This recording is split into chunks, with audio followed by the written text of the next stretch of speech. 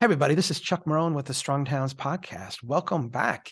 It's nice to talk to you. I have for a long time been an admirer of Ian Lockwood. And if you have read Confessions of a Recovering Engineer, you've heard or seen or read a couple of times where I referenced him and his work. Ian is a professional engineer. He's a livable transportation engineer with the Toole Design Group, one of the nation's top premier organizations doing sustainable transportation. He is nationally recognized as a leader in that, in policy and design. Our paths have crossed a few times, and I think we call each other friends. I would like to hang out even more than we have been, but he promised to come on the podcast, and so here we go. Ian Lockwood, welcome to the Strong Towns podcast.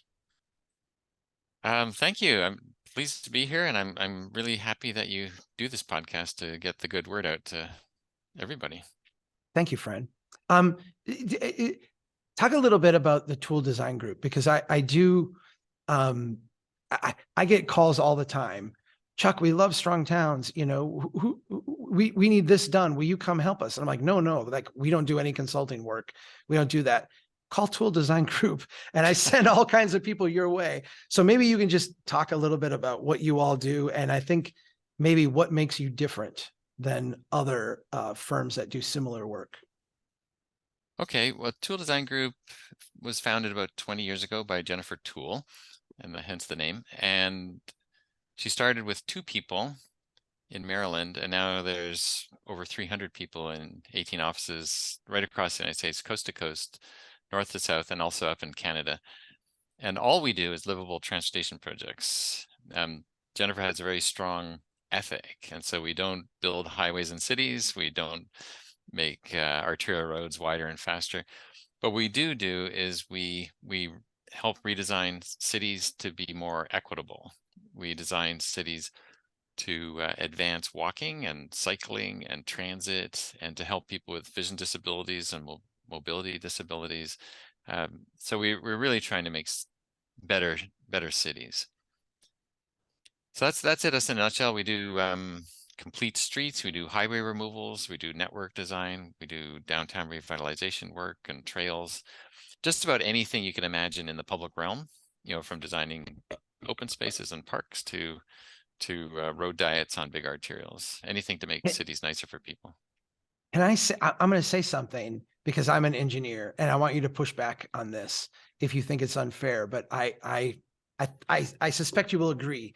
I see a lot of engineering firms that do similar work, but they also do the arterial roads and the highways and the frontage roads and the big greenfield expansions. And what I see with those firms is that they look at that as the bread and butter, and they look at the work that you do as the marketing fluff, extra stuff, and their heart is not really in it.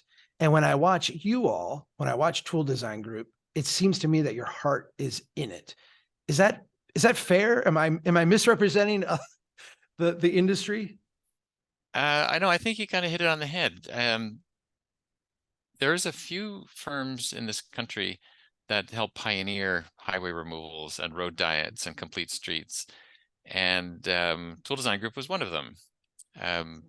Dan Burden was visiting a project we were working on in West Palm Beach back in the 90s, and he called it a road diet. And I said, "What's a road diet?" And he said, "I don't know, I just made it up." and so I said, "Well, what do you think it means?" And he said, it means taking away lanes to make room for other things that are important.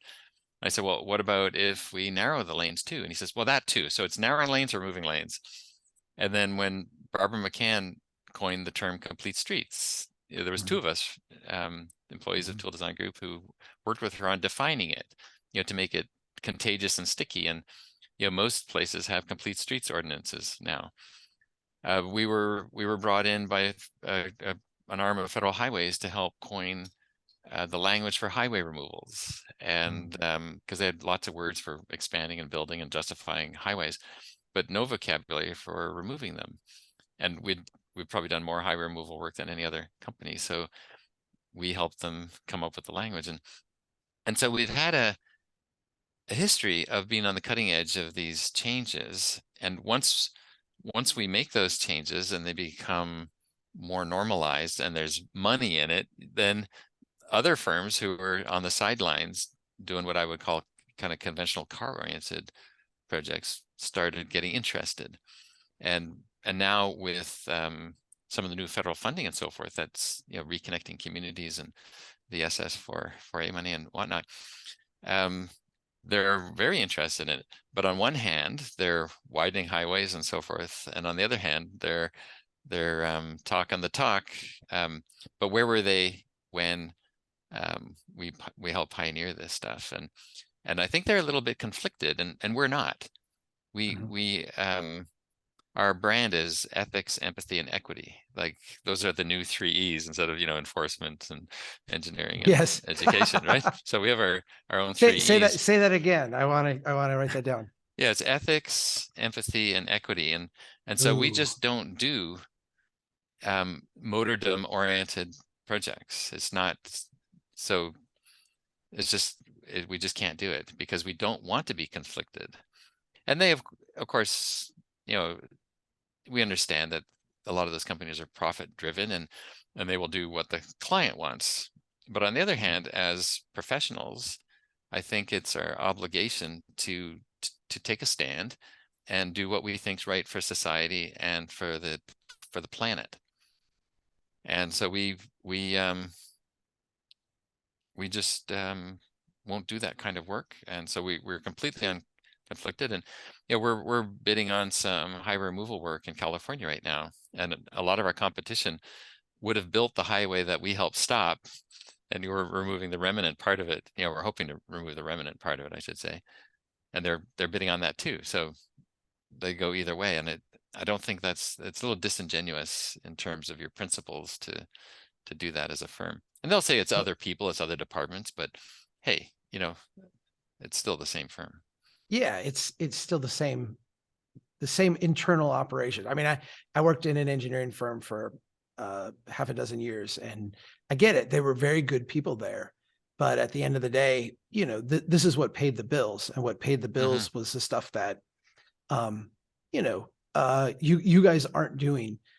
Let me, not to say this is the kind of tricky thing that I've always run into is when I talk to professionals and they are trapped in this notion that this is how you pay the bills. Toole Design Group did not get to be this 18 offices and hundreds of people because you can't pay the bills doing what you're doing, right? I mean, there is a demand for this. It is a high value added kind of product. And I mean, my argument has always been, if you can help a place make a cheaper investment or a lower cost investment that has higher financial returns for them and leads to higher quality of life, you should actually be paid a premium over the engineer that just cranks out the same junk that everybody else does. Yeah, I kind of put the whole highway building, especially in cities. I actually don't have a quarrel between cities or around cities, just in them. So I put that into what I call the extraction economy. When you take value from certain groups of people, or if you take value from Mother Nature or the planet, you know, to make profit, I think it's not an equitable thing, or it's not an ethical thing. And what we try and do is we try to add value through innovation.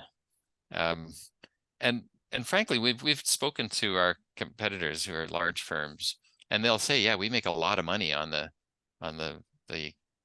car carrying capacity increasing type projects, the highway building projects, and so forth. And the sort of complete streets and the separated bicycle facilities and those sorts of things, they lose money on. And but it's a lost leader because it greenwashes their websites and makes them look like they're part of the solution, and they're willing to do that.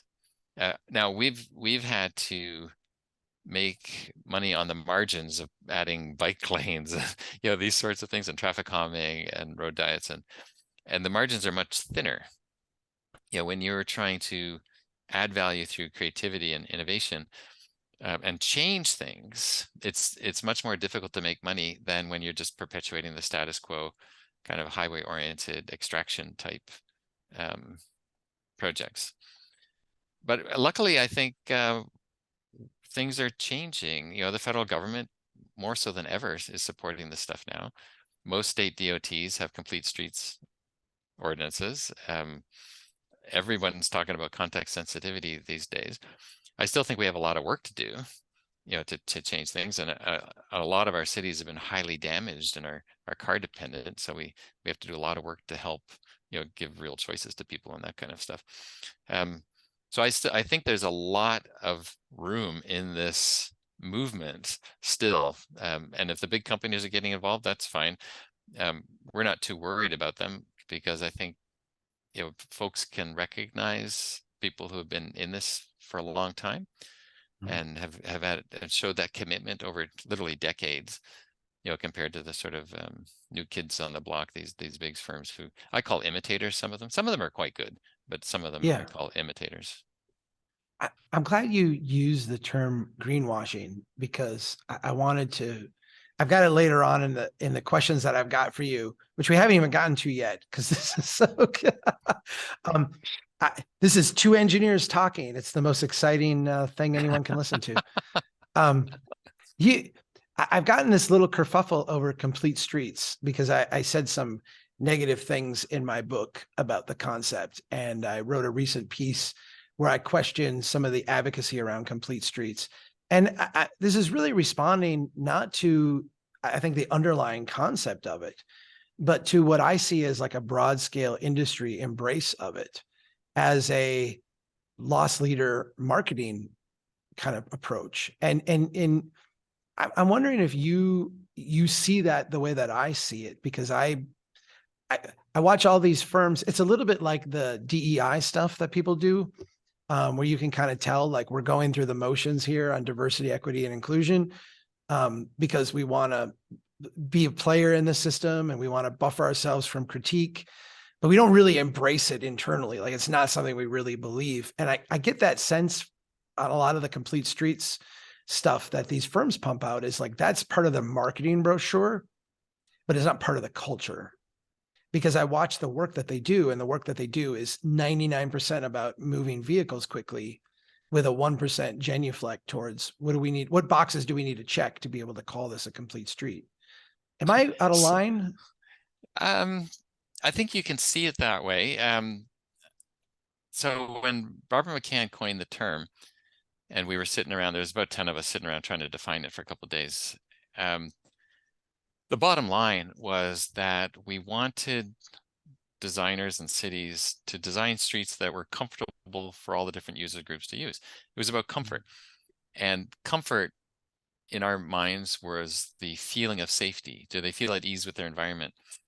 And which is different than safety. In our minds, that was a statistical thing, number of crashes, deaths, and injuries. And comfort was, are you willing to let your kid walk to school? Are you comfortable with the route? Do you feel comfortable on your bicycle if you're heading downtown?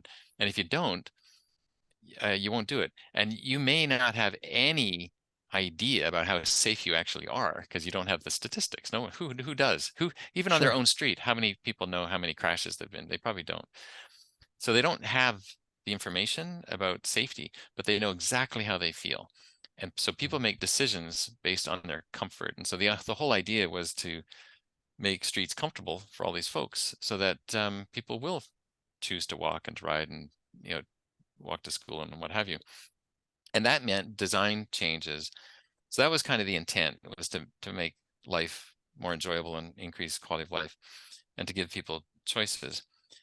I think the rub comes when you have to make choices of the allocation of the space. The rights of way are only so big. Yeah. And I think you can tell the difference between someone who's committed and someone who's involved by if they're willing to reallocate space away from the motorist to make things nicer for more vulnerable users.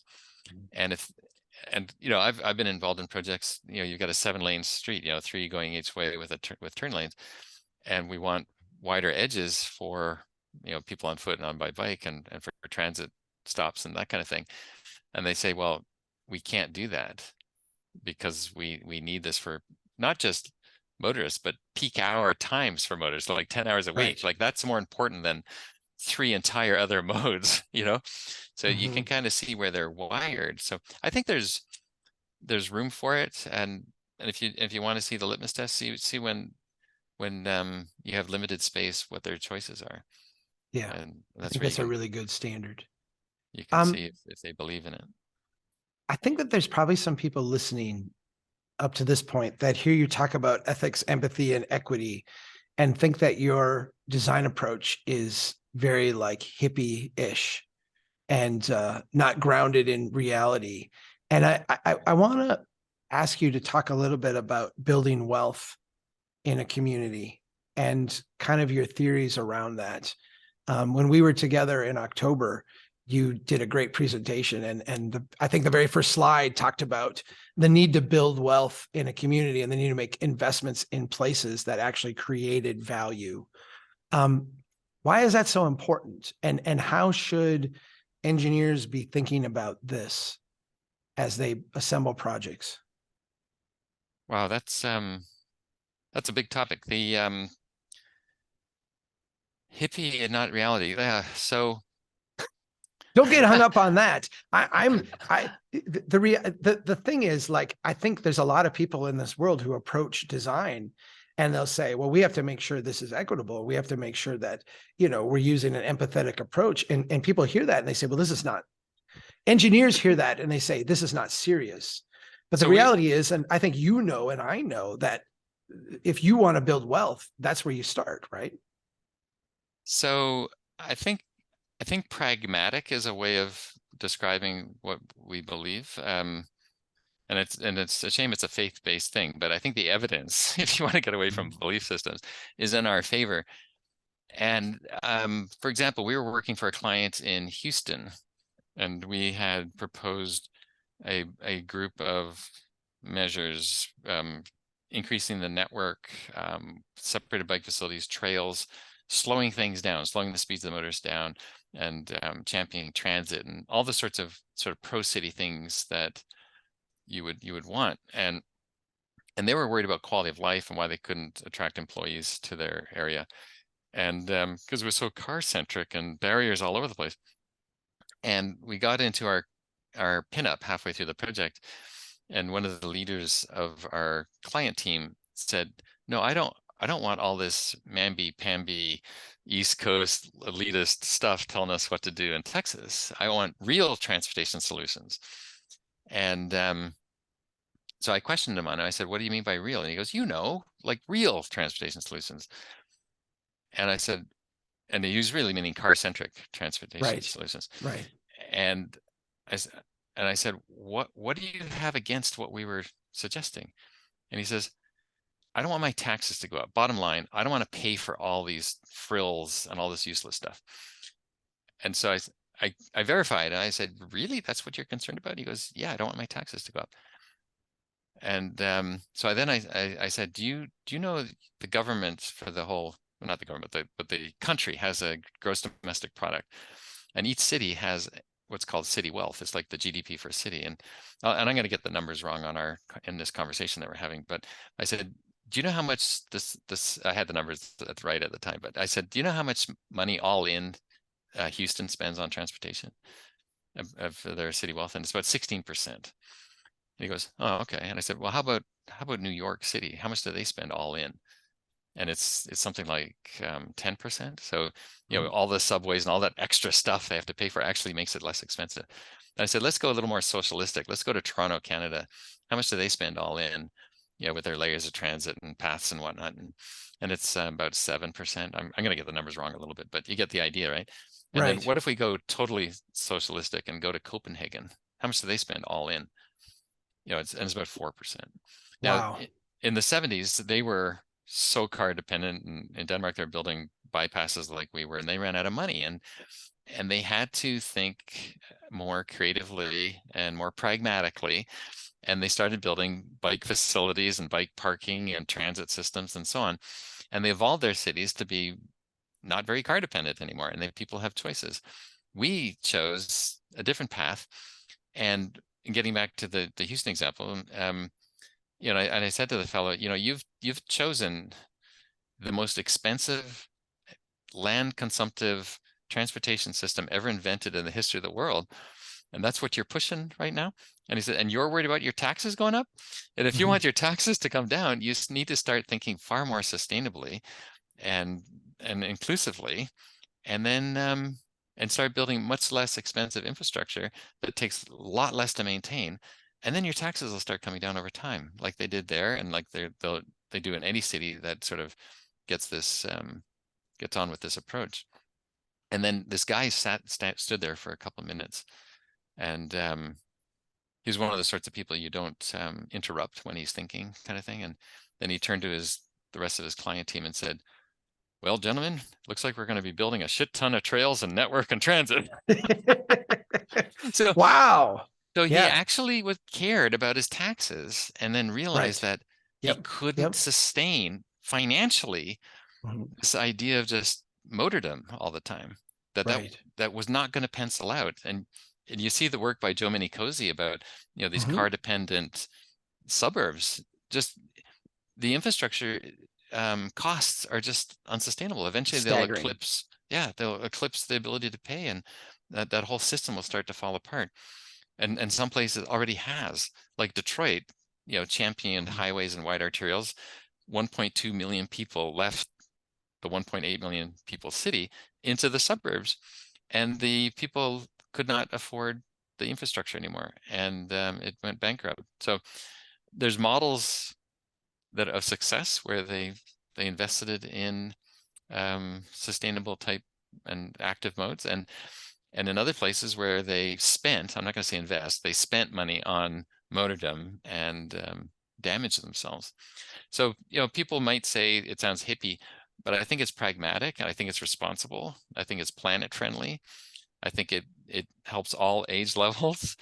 It rewards proximity, all the sorts of things that makes great cities. So I think those sorts of folks probably rely on soundbite logic, and they haven't really thought about this very deeply. So I don't give their opinions much weight, except that they vote and they complain. And so I think it behooves all of us to do just what we're doing now and talk about it, get the word out, and let folks know the truth about transportation in cities. You said earlier that you really don't have a problem with highway building between cities, and that we're on the same page. I think that the interstate highway system at its kind of most genuine is a fantastic investment.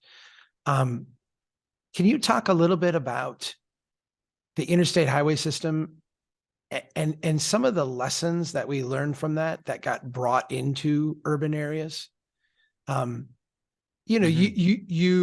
know in the talk that you gave in October that we were at together, you talk about travel time as a measurement of success, as opposed to, building value in a place. And it seems to me like we learned a lot of things in the highway building era that we have now misappropriated or misallocated those lessons to places where they don't belong. Yeah, you brought up a bunch of thoughts. So first of all, when you're in a rural environment, distances are inherently great, and so higher speeds make sense.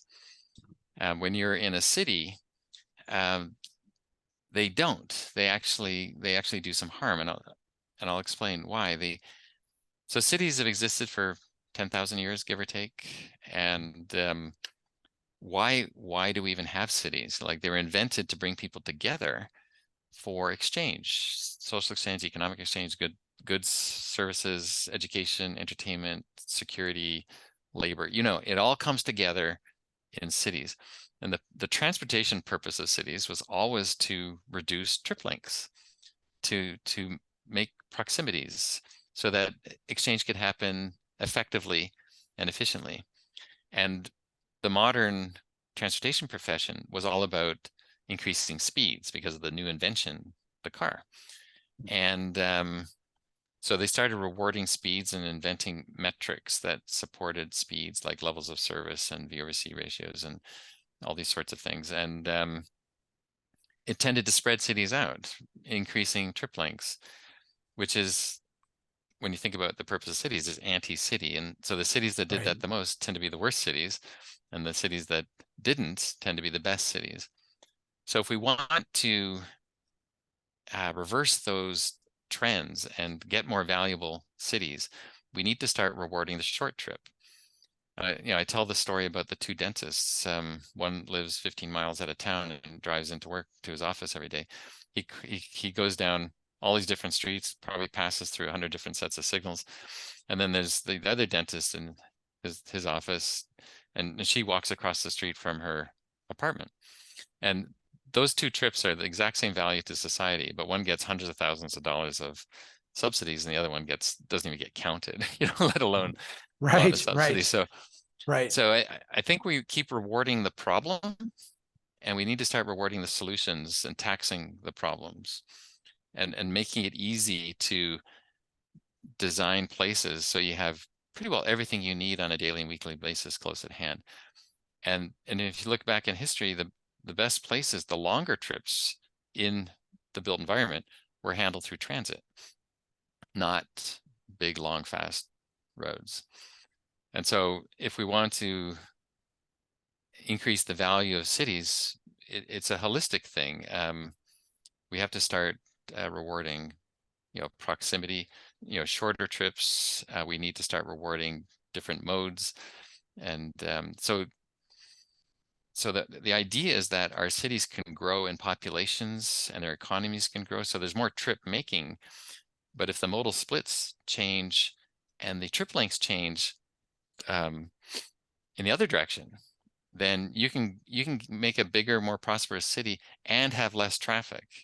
And that's how the best cities do it. There's four metrics: vehicle miles traveled, modal split, number of trips, and average trip length.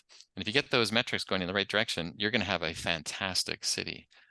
But if you go with that conventional assumption that we have to keep widening and lengthening trips, you're going to have a really terrible city, a very expensive city, and an unsustainable city. Why do we cling to that? Why do we cling to that? That kind of, because to me, what you're saying is obvious. And I feel like, you described an interaction with a leader in Houston where he came in with one kind of internal gut reaction belief and in a couple statements of logic, because that person was thinking about it, were able to make this leap. I feel like anyone who thinks about this sincerely for any period of time reaches the conclusion you just elucidated. Why is our engineering class, why are our transportation professionals so reluctant to make this shift? Why is it so difficult? So I think it boils down to a couple things. The first one is, if you ask anybody, would you rather be able to get to work faster or slower? They're going to say faster. And so then it's rational in their self-interest to want to get to work faster rather than slower. How about to the grocery store? Do you want to get there faster or slower? It's faster. The park, faster. Of course, that's rational in everyone's self-interest. So doesn't it make sense that everybody should be able to get places faster rather than slower? So shouldn't we speed up all the streets in the city so everyone can get places faster rather than slower? And it's what we call a tragedy of the commons value. It's like if everybody who had a boat could catch as many fish as they wanted, we'd have no fish in our lakes and oceans. So we have to manage these resources. When we have a city, and if we speed everything up, it's going to damage the whole and create sprawl and all kinds of barrier effects and so forth. So anytime where something is rational in one's self-interest, if it's scaled up to societal sizes and it results in harm, it's called bad public policy. So when the modernists were creating all of these metrics about speed and moving traffic, it was all based on a very individualistic thing. Everybody wants personally to go faster rather than slower. And they ignored this scaling problem that it created.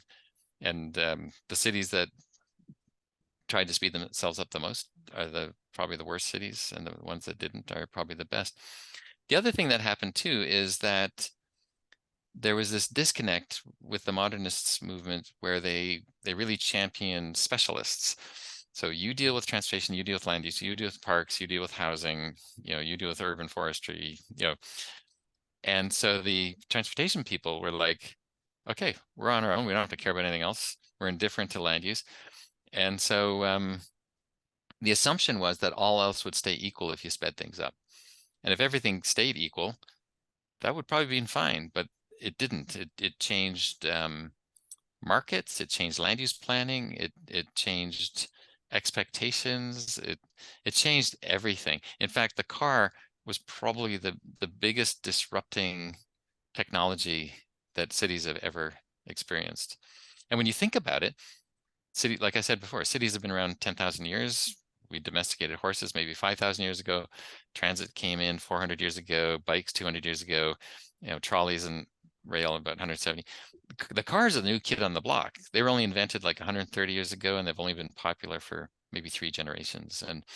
And so we've had 400 years of 400 generations of trial and error to get cities right. And then in 2 or 3 generations, we completely changed everything around the car. And the arrogance of our profession to think that we got it right in the 50s and 60s with highway building and speeding things up and with these speed-oriented metrics. Like, okay, we've tried it and there's error. There's all kinds of error, community health, infrastructure costs, safety, there's so many things that didn't work out. Cities did not get better. And look at any cities that took that way with gusto, really damaged themselves a lot. And all the boats didn't rise together. There was a lot of people left behind.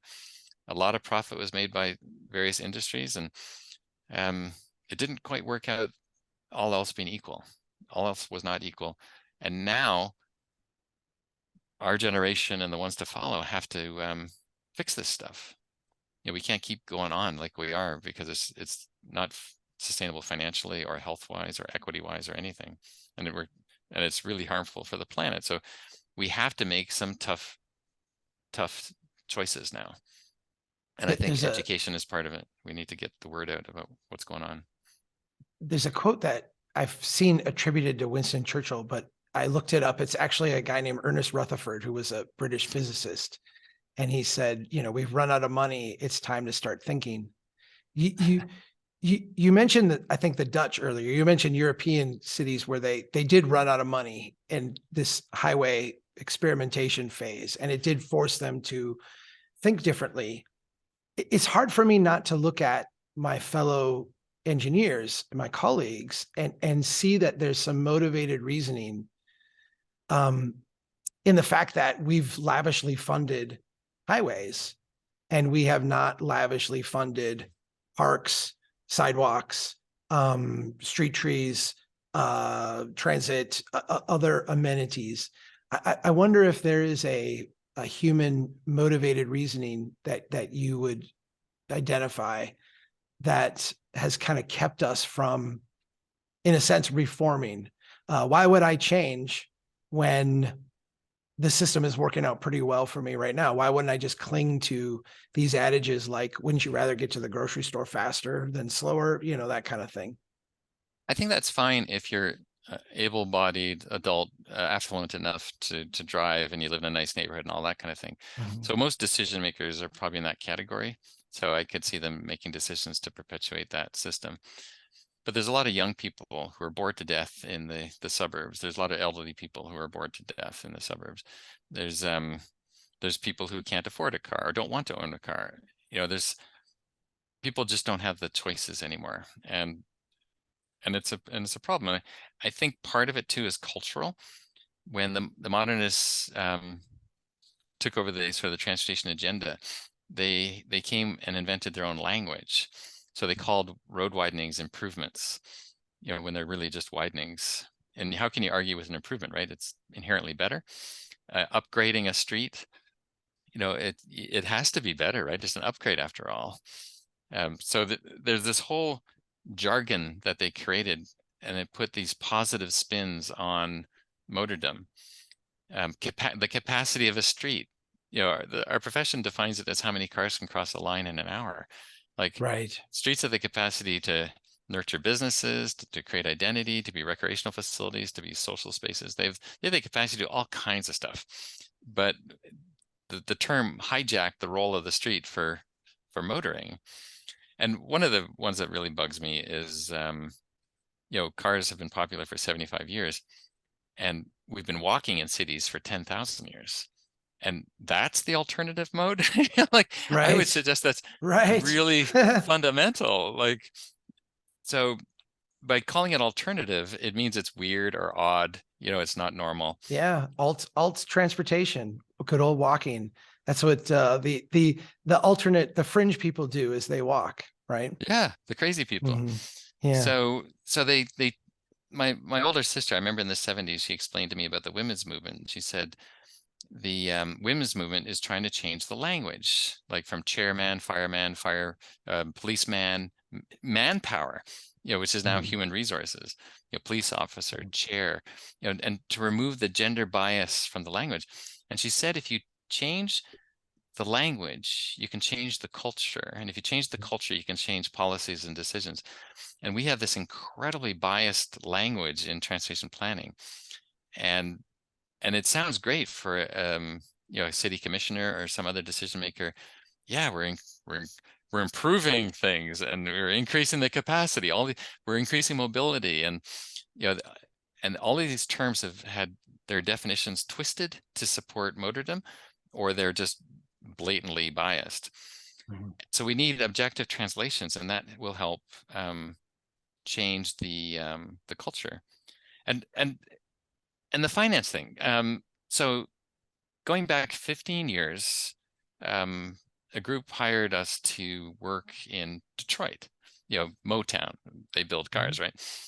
And there was Interstate 375, which went right down Hastings Street, the heart of the Black community in Detroit, and arguably one of the most important Black communities in the country, because that was where Motown was. A lot of the culture and music came out of there.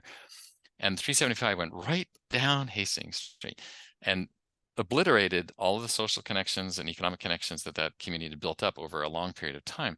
And it wasn't long before the rest of the neighborhood died away and got usurped through logistics and trucking and stuff, just encompassed the whole neighborhood. Anyways, so we were working on some urban design studies in Detroit, and we voluntarily took on 375. So we had 4 studies, and we added a 5th pro bono, and that was the 375 project. And we suggested removing it and reconnecting the street network, which Detroit had a beautiful street network, at the turn of absolutely the World War II, 20th century. And they had a fantastic transit system. They had done so much during World War II. They made a lot of money on the war effort by building things, and flush with money. And they wanted to be one of the best cities in the world. And so they spent a ton of money on modernist thinking, highway building, widenings, and so on, towers in the park, like Lafayette Park and so on, and destroyed a lot of the relationships and quality of life in Detroit, and like 2/3 of the people left. So we thought, okay, why don't we just remove the highway, reestablish Hastings Street, and reconnect the community together? And I was ridiculed. I was, people thinking, you are crazy to talk like that. This is Detroit. This is the opposite of what we think and what we do here. And how's that going for you? Yeah. Yeah. How's that working out for you? So a visceral negative reaction. And we get various degrees of that in places now, even. And so a few years later, this guy calls me up, this very enlightened guy from the Michigan DOT, James Schultz, calls me up. I didn't know who he was, but he explained he was a senior guy at the Michigan DOT, and that they were looking at 375 and they were having difficulty maintaining it. It was so expensive. The bridges were falling down. They just didn't have the money. And then he had our product from our urban design workshop, and he said, maybe this is the answer. And so I thought, great. Maybe. So he took it on the chin too, and he championed it at Michigan DOT. But I don't know, 10 years ago, maybe, or maybe 5 years ago, the governor and the secretary of the DOT finally announced that 375s coming out. And then Wow. just a few months ago, the head of the US DOT, Pete Buttigieg, announced a $105 million grant to help them remove it. So we Wow. went from me being ridiculed for suggesting Yeah. it to the top guy in transportation in the country helping funding it to remove with the That's support of the amazing. Michigan DOT. So that's how far the pendulum has changed from total motordom thinking to, hey, let's do something smart. I So have, I so I think the culture's changing. I Clearly do it's too. changing. I feel like it is too. I still feel like, and I don't know what the answer ultimately is, but it feels like, I mean, even with the most recent federal legislation, we're going to fund some reconnecting neighborhoods. We're going to fund some neighborhood level stuff. But for every dollar we spend there, we're going to spend, I don't know how many, 10, 20, 100, whatever it is, on ultimately highway widenings and expansions and other kind of things. And it's very frustrating at times because I do feel like that motivated reasoning, which is a very human response, right? Like I'm what's the old adage? It's difficult to get someone to change their mind about something when their job depends on them not changing their mind, right? Sure. Um, you know, I know a lot of these engineers, and I think they're very.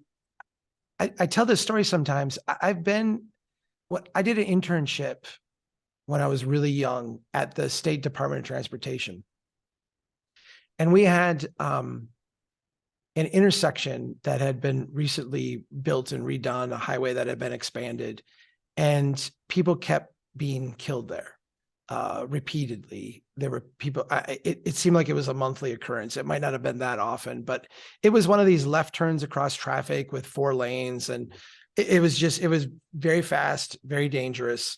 And people kept getting killed, especially elderly people who have a difficult time judging those gaps. And I watched an engineer in the office with me who did call came in. Someone had gotten sideswiped and an elderly woman had gotten killed. And he went in the back room and cried. And I watched him. I mean, this was a man who had no connection to this person, did not know who they were, did not know anything about them. He was not responsible for the design, although he was part of like a team that ultimately was working on it. Um, but it was like a combination of the tragedy and the powerlessness, but also like I think being embedded in the system. I tell this story because I don't know any engineer that I would say is not a good person. It's not like a decent, caring, kind human being. Yet it does feel like, and certainly the view from much of the public is that, who's created this evil system that ignores basic human needs, that puts people in such dangerous situations. I don't know. I don't know if you have a thought or if you reconcile that or struggled with that notion.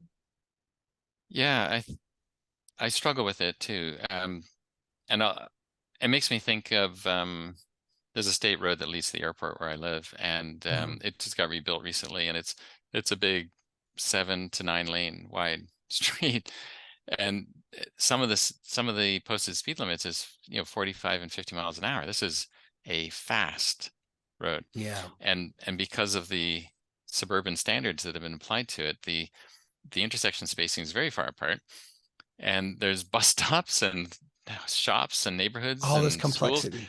Yeah, Hmm. and people are crossing the street, and there's these little signs that when somebody gets killed, your family can have one of these little signs put up, saying drive safely, and they put them on the side of the street, and they're there for a year, as a memorial sort of thing to the location where the Yeah. person got killed.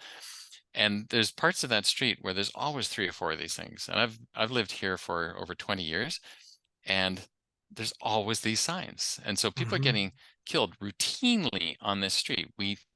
It's pretty clear it's dangerous. Hmm. However, that street meets all of the modern standards and guidelines. Like, it's completely up to code, so to speak. And and so I think there's a difference between freedom from liability and safe. like people could say, I followed the standards. It's like in the World War II, I was just following orders. You know, that's why we murdered all these Right. people. So they're just following standards. But I don't think freedom from liability is one sort of safety, a sort of professional safety from liability, but it needs to also overlap with real safety. How many people are getting killed and injured and crashes, and comfort.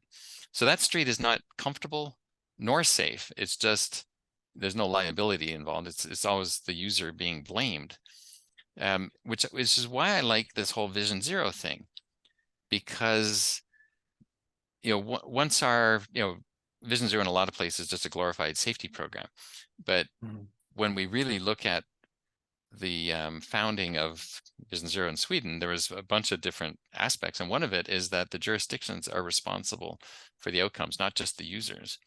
So when someone gets killed, they're also responsible.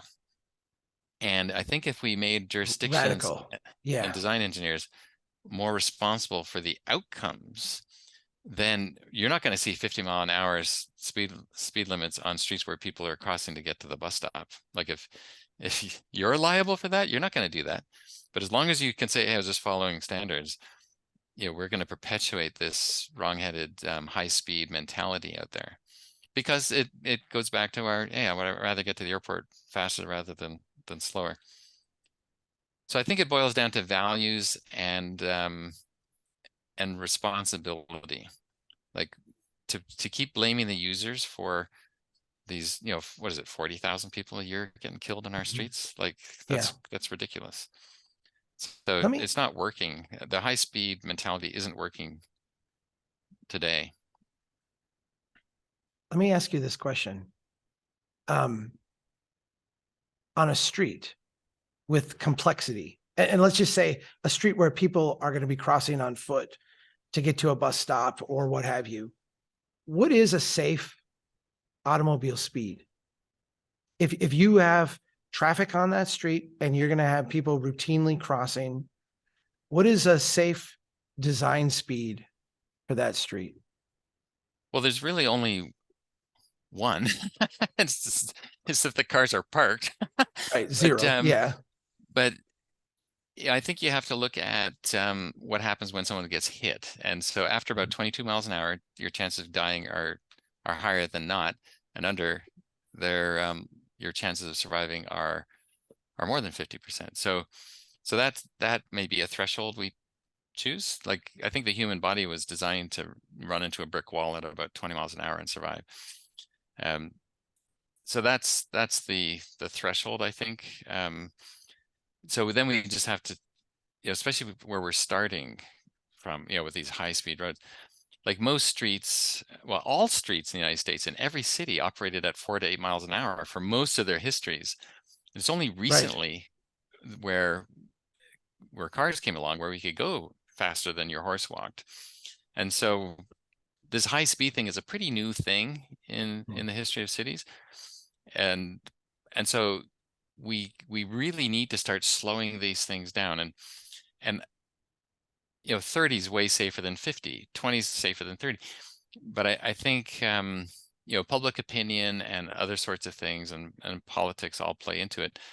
But I think we need to systematically start slowing our cities down, starting with the big arterials and the collectors and so forth, because that's where most people are getting killed right now. So let me ask you this: if I'm a public official and I'm listening to you today, does that mean I go out and make the speed limit 20 miles an hour throughout my city? Is that then like job done? Like hire a bunch of police officers and speed cameras and Yeah, that's sort of the reaction we'd get, which is ridiculous, because you would never do that, and that would be irresponsible, because the design is what dictates how fast people will go, not the posted limit.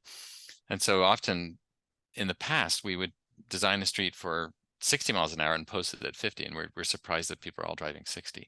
Or we design it for 40 and we post it at 25, and we're wondering why is everyone's driving at 40 miles an hour.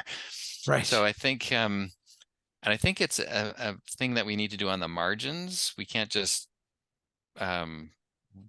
do a blanket change. And so when I was in charge of transportation in the city of West Palm Beach back in the 90s, I went out of my way to slow everything down. And so Dixie Highway, Olive Avenue, these streets, there's fewer lanes on them today and they're slower than they were. And I remember Palm Beach County complaining that we're going to create Carmageddon kind of thing if we did that. Right. And it's congested, there's no doubt about it. But when we started, it was not a great city. It had $7,000 in reserves, 80% vacancies on the main shopping street. HBO did a documentary on drug abuse in the United States called Undercover USA Crack America, and they filmed it in our downtown because we had all this drug and prostitution and gangs and all that kind of stuff. So many of our buildings were boarded up.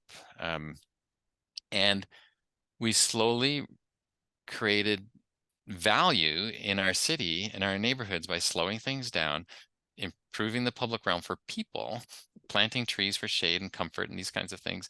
And value came back. And I attribute the Renaissance at West Palm Beach to a mayor named Nancy Graham, and she had this vision of a nice city, and not just the buildings but the public realm. And I have a saying that infrastructure drives outcomes, and so as we restored the public realm to places that people would want to dwell and spend time, softening them, and people came back. I think before she left office, there's like $3 billion of investment in a city that only had disinvestment for several decades. Right. So and that's just one example. South Bend is a more contemporary example that everyone points to. And so when we got there to help out with the Smart Streets initiative, they had these big 4-lane, one-way state roads, and now they're 2-way, 2 lanes with left turn lanes and street trees and separated bike facilities. Hundreds of millions of dollars flowed into that downtown. Right. And launched Pete Buttigieg up to national prominence, and now he's the head transportation guy.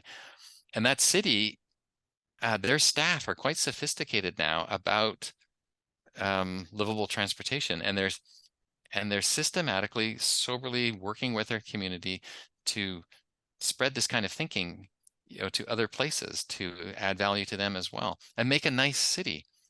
So there's a big difference between a nice city, a pleasant city to live in, and a place that you can just drive around fast in. Right. Right. And if you I want to get back to that hippie versus reality thing. That's reality. That's a nice city emerging from the ashes of a city that had disinvestment for ages. So this is very practical, tax friendly, people friendly, economy friendly, safety friendly things that we're talking about here. But cities are complicated, and they don't lend themselves to soundbite solutions, and so it's difficult to I feel like in both of those examples, the West Palm Beach and the South Bend, your overall infrastructure cost to build the higher quality option would be less than the 4-lane through the middle of the 4-lane couplet both ways. That's the part that's remarkable to me, is that we can actually build better infrastructure at lower cost and get a higher return and a better quality city. It frustrates me when engineers, in a sense, insist on doing the opposite, which is destroying value for the places they work. I want to ask you one last question, and it really is about public officials. If you were, here's what I want. I'd like you to give some advice to public officials. If there's mayors and city council members listening today, or even like elected technical professionals that want to go in this direction but are struggling. And they're struggling because they're afraid of public perception, or they're afraid of the argument that they're going to have with their DOT or with whoever. What advice do you give them as they start down this path? Because it's not I feel like you're doing heroic work. I feel like Toole Design is doing heroic work, but it shouldn't be heroic. It should just be the way things are done. What do you tell people who want to follow down this heroic path? Well, you need to develop some scripts, some ways to defend great city making. And so reading is a good piece of advice, like your book and Jeff Speck's book and a few other books are really good things to read, because it arms you with some vocabulary which you can counter the modernist arguments with. I think public officials should take advantage of like the Mayor's Institute on City Design and the CDC's Walkability Action Institute, where they get to meet people who have done the sorts of things that we do, and they get what we call a capacity building, where they learn the value sets, the scripts, the language, the stories that can support great cities. The conventional paradigm, the modernists developed, they point to the traffic demand forecast model for the direction. They look to experts, and the experts will tell them we have to fight congestion, we have to increase speeds, we have to keep traffic moving. And I would challenge them to start their discussions with their community on the community's values, and just ask people what they like about the city they want to preserve, what they don't like about it they'd like to change, and what's missing. Describe your city 100 years from now, or 120 years from now, if assuming budget's not an issue, politics not an issue, you can just have the best city, and they'll describe a wonderful place where their kids can walk to school, where there's a grocery store nearby, and all these fantastic things. And inevitably, they align themselves with what we call traditional values, the things that have stood the test of time for hundreds of years, even before the car. And we call that community vision. That's where you want to go, and have a vision-driven process rather than a traffic demand model-driven process. And then we had a litmus test in West Palm Beach, and it was, does the change reward the short trip or the transit trip? And if the answer is yes, then it's probably a good idea. If the answer is no, it's probably a bad idea. And it didn't matter if it was a land use change, a change to a street. If it rewards the short trip or the transit trip, it's probably a city-friendly thing. And in that way, those leaders can start making better places. They could advance the community's priorities. Safer speeds will resolve. Shorter trips will happen. Investment will come back. People will come back. Their streets will start to nurture businesses as opposed to just moving traffic. They'll have increased social interaction. They will have community pride. There'll be character. And when you take it to its nth degree, like 10, 20 years, if you keep working at this, it'll have a stronger identity. There'll be better health outcomes. People have more modal options. They'll use less energy, and the place will be more vibrant. But it doesn't happen with a snap of the fingers. Somebody has to stop the bleeding, first of all, and get off this treadmill of chasing congestion and so forth, and get on to city making. And I think we need to break down these silos. Don't have transportation engineers designing all your streets. Get your landscape architects involved, get your planners involved, get the community involved, and come up with something that's appealing to everybody, not just a traffic model. Ian, you are heroic. I do love your work and everything that you're doing. It is a breath of fresh air. And I do think that, in an engineering profession full of really good people who I think do work that is questionable, you are a shining light. Can you tell our audience if they want to follow your work, if they want to get in touch with you, if they want to engage Toole Design, like what's the best way to go about doing this?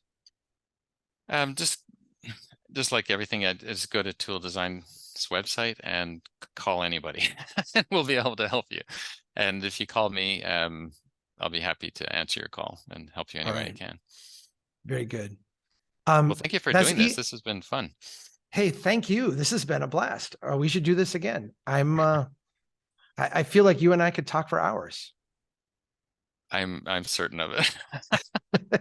Well, and I don't, I think when we advertise two engineers talking, people imagine something far more boring than this. We're both, I always tell people I'm not a very good engineer. So maybe that's my excuse. I think you're probably a great engineer in the true sense. But we both are maybe not normal engineers. Is that fair? Well, I'm into building great cities. You're into great communication. I think what do they say? To build a great city, you need a village. Yeah, yeah. So So we'll it help needs each other lots out. of people. Yeah, lots Um, of perspectives. Ian Lockwood, livable transportation engineer at Toole Design Group. Thanks for taking the time to chat with us today. Thank you, Chuck. And thank you. And thanks everybody for listening. Keep doing what you can to build a strong town.